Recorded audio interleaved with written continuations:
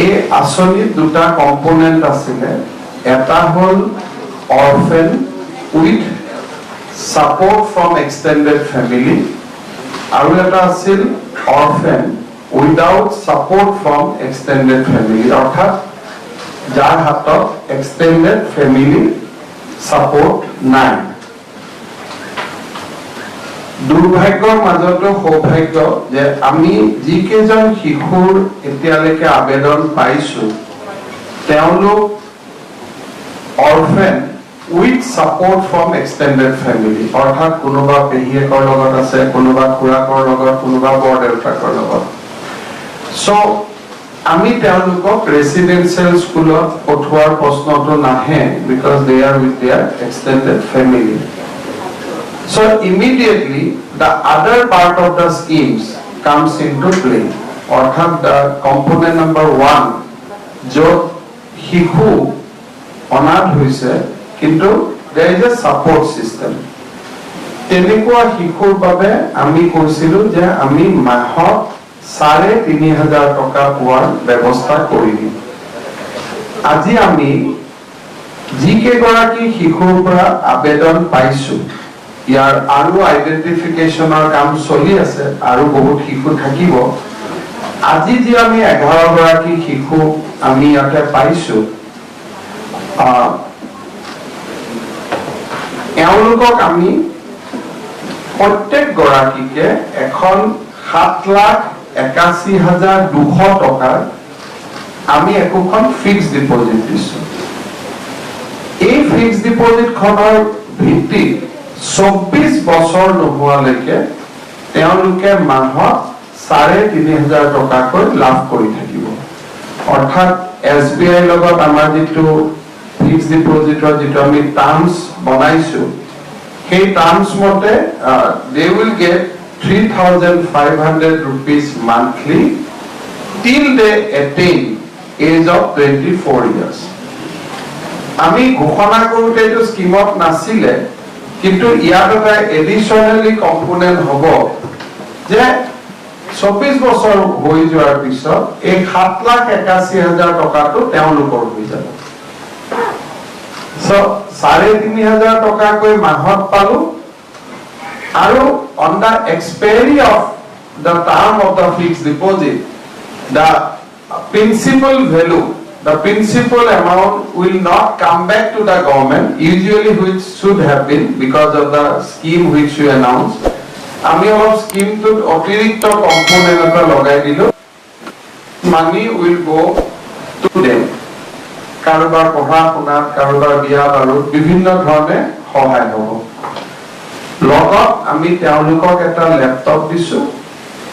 আৰু এই মাহৰ ৩,৫০০ টকা যেটো ফিক্সড ডিপোজিটত আফটাৰ এ মান্থ একৰু হ'ব এই মাহৰ ৩,৫০০ টকাটো আমি বাই চেক দিছো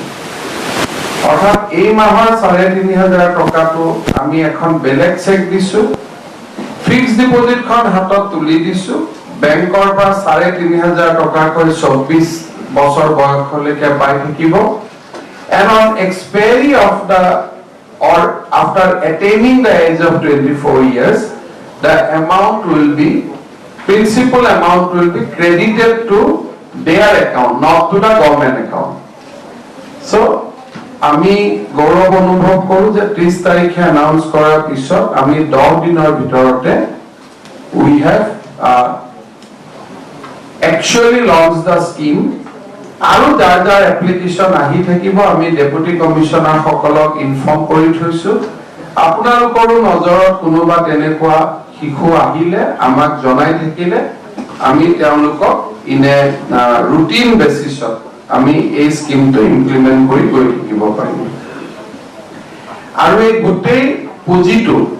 আমি মুখ্যমন্ত্ৰীৰ সাহায্য পুঁজিৰ পৰা ব্যৱহাৰ কৰিছো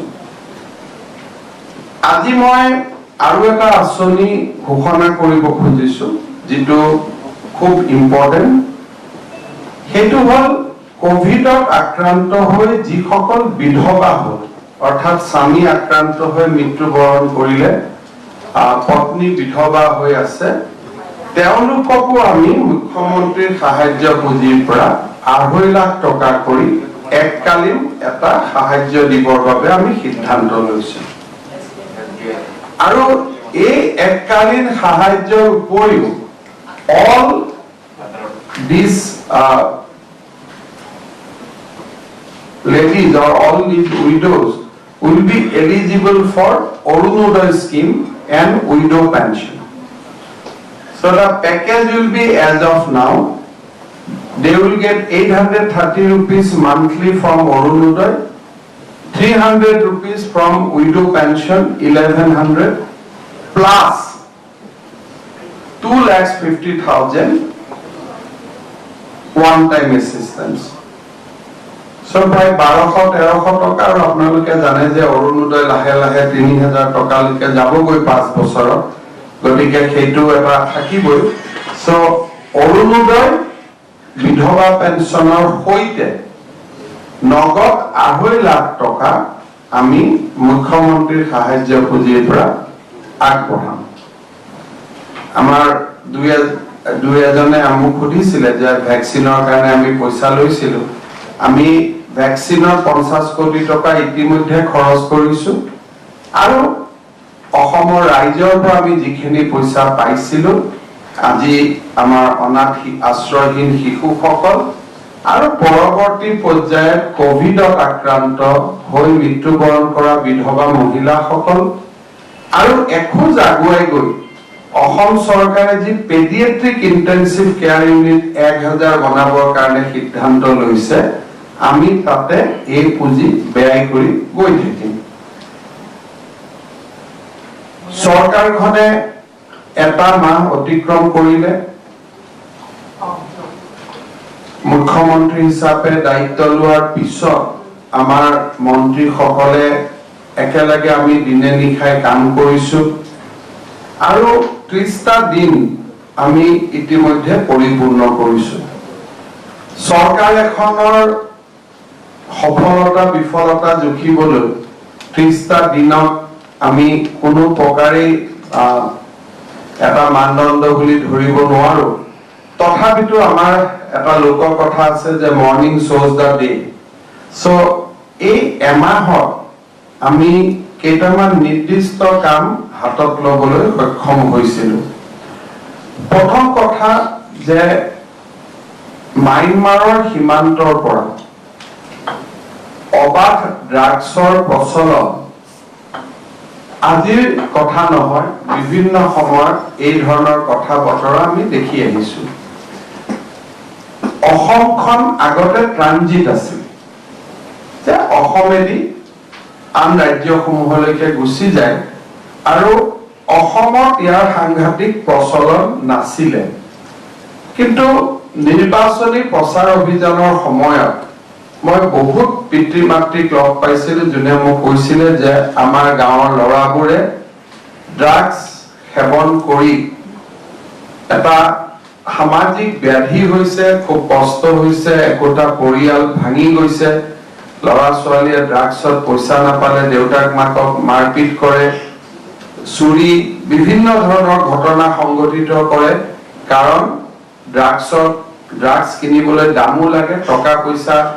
দৰিদ্ৰ মধ্যবিত্ত পৰিয়ালক যোগাৰ কৰা সম্ভৱ নহয়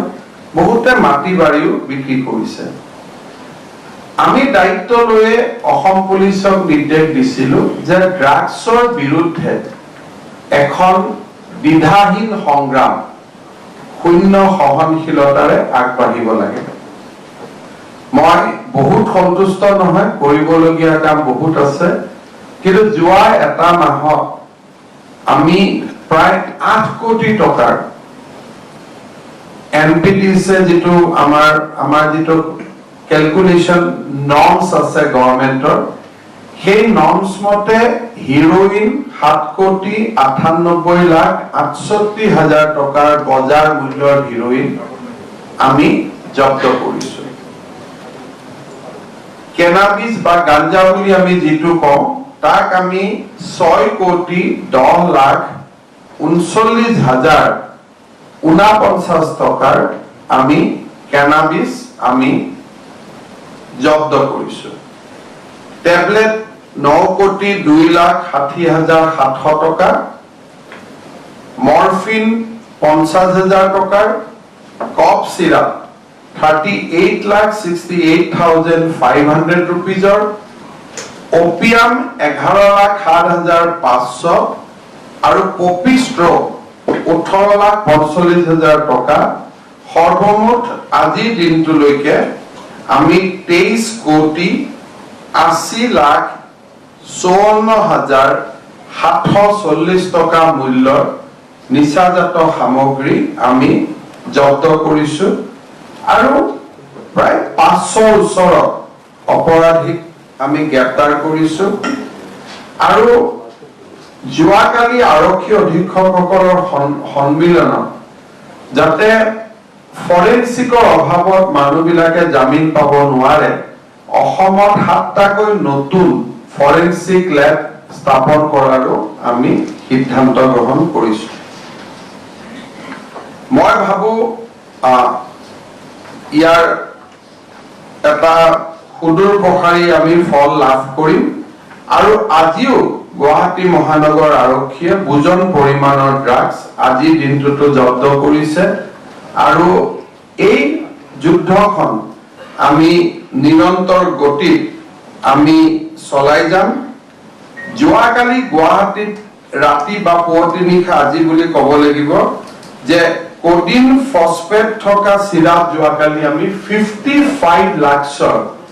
একেটা ৰেটতে আমি জব্দ কৰিছো আমাৰ জোৰাবাটৰ পৰা Guwahati.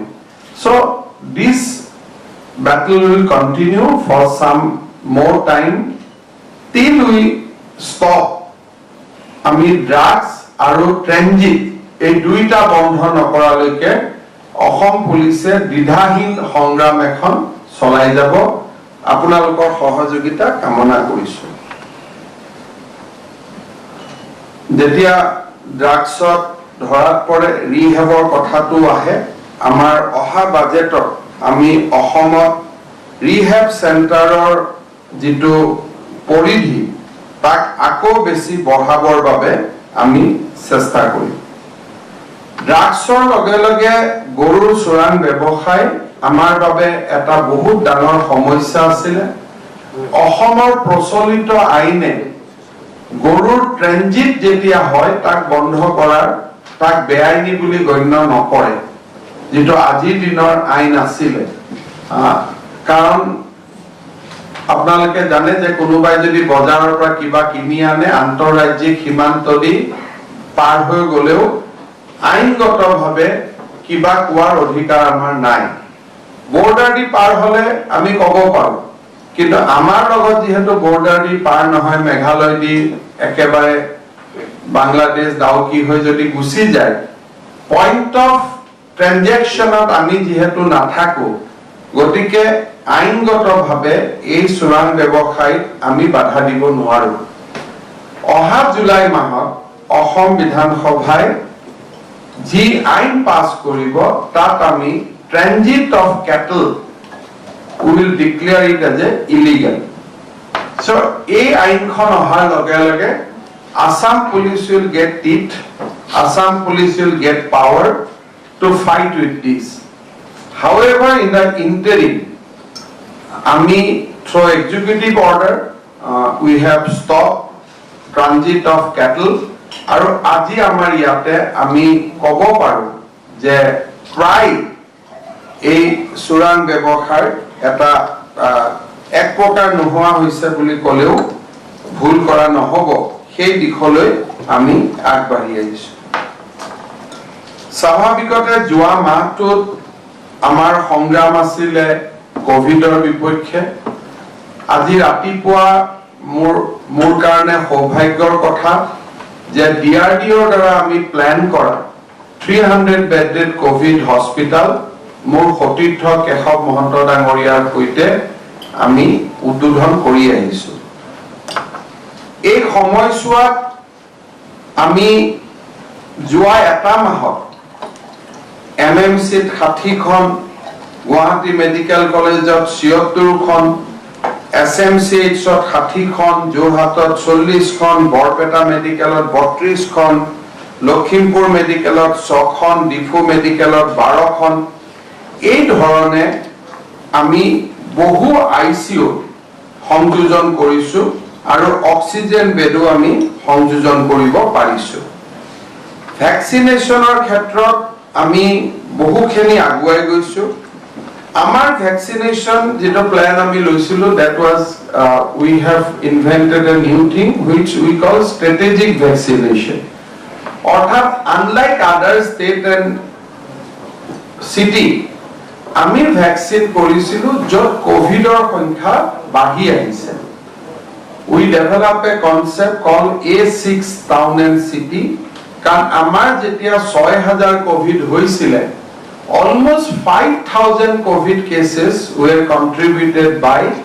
Dibrugarh, Tinsukia, Tezpur, Kachar, Nagaon, Guwahati. So আমি কৰিছিলো যে ইন্টেনসিভ ভ্যাকসিনেশন যে এই 6খন জিলাত যদি আমি ভ্যাকসিন কৰিব পাৰো আমি কোভিডৰ মৰ্টেলিটি কমাব পাৰো কোভিড কমাব পাৰো কোভিডৰ টোটাল নাম্বাৰ কমাব পাৰো আৰু অসমৰ কাৰণে এটা ডাঙৰ প্ৰত্যাহ্বান আছিল many people speak about Delhi model Mumbai model many model but Assam is the only state where we are trying to control COVID without imposing total lockdown এটা বজালৈকে সকলোৱে দোকান খুলে আৰু rural area was out of all restriction অৰ্থাৎ অসমৰ 90% জাগা last সপ্তাহলৈকে কোনো এক প্ৰকাৰ restriction নোহোৱা হৈ আছিল normal life was there so Assam is a case study on this that we are trying to control COVID without imposing lockdown total lockdown প্ৰধানমন্ত্ৰী ডাঙৰীয়াই প্ৰথম কোৱা মতে যে জান আৰু জাহান দুইটাৰ এটা সামঞ্জস্য ৰাখি through micro containment আমি কোভিড নিয়ন্ত্ৰণৰ প্ৰচেষ্টা কৰিছিল তাৰ ফলত অসমত কোভিড নিয়ন্ত্ৰণ অলপ স্লো হৈছে we এক প্ৰকাৰ ক'ব গ'লে হয়তো আৰু 15 দিন আগতে আমি পজিটিভিটি 2 তলত আহিব লাগিছিল কিন্তু nevertheless আমি মানুহক জীৱন আৰু জীৱিকা দুইটাৰ সংৰক্ষণৰে আমি আগবাঢ়ি গৈছো যোৱা এটা মাহত 6500 আছিল আমাৰ চৰকাৰখনে দায়িত্ব লোৱাৰ সময়ত আজি 3700 পজিটিভিটি 8-9 পৰা 3.5 আৰু A6 এই টাউন সিটিত ভ্যাকসিনেশন বহুত বেছি ইন্টেনসিভ হৈছে গুৱাহাটীত 12 লাখ মানুহ থাকে যদি আমি শিশুক 3 লাখ বুলি ধৰি লওঁ বিলো 18 সো 9 লাখৰ ভিতৰত 6 লাখ মানুহে ইতিমধ্যে ফাৰ্স্ট ডোজ অফ ভ্যাকসিন পাইছে আৰু যোৱা 3 বা 4 দিনত আমি 7 লাখলৈকে এই সংখ্যাটো লৈ যাম শিলচৰ টাউনত প্ৰায় সকলোৱে ফাৰ্স্ট ডোজ অফ ভ্যাকসিন পাই গল নগাঁও প্ৰায় শেষ হ'ব ডিব্ৰুগড় তিনচুকীয়া যোৰহাটতো এই ধৰণে আগবাঢ়িছে উইদিন নেক্সট উইক আমি কোভিডৰ যত এপিক সেন্টাৰ বিলাক আছিল তাত ভ্যাকসিন আমি সমাপ্ত কৰিব খুজিছো যাতে থাৰ্ড ৱেভৰ কথাও বহুখিনি মিনিমাইজ হ'ব পাৰে চাহ বাগিচা গাঁও অঞ্চলত যতে যতে সম্প্ৰসাৰণ হৈছে ভ্যাকসিন চলিছে প্ৰধানমন্ত্ৰী ডাঙৰীয়াই 21 তাৰিখৰ পৰা বিনামূল্যে ভ্যাকসিন দিম বুলি কৈছে তাৰ আগতে আমি প্ৰায় 50 কোটি টকাৰ ভ্যাকসিন আমি কিনিলো 700 কোটি টকা আমাৰ খৰচ হলেতেন but now because of his announcement we are going to save almost 650 crores rupees আৰু যেটো আমাৰ কাৰণে সুবিধা হ'ব দিল্লীৰ পৰা আমি ইন্ডিকেশন পাইছো ডিসিশন নহয় we just get an indication Mr. Paul who is a member of Niti Aayog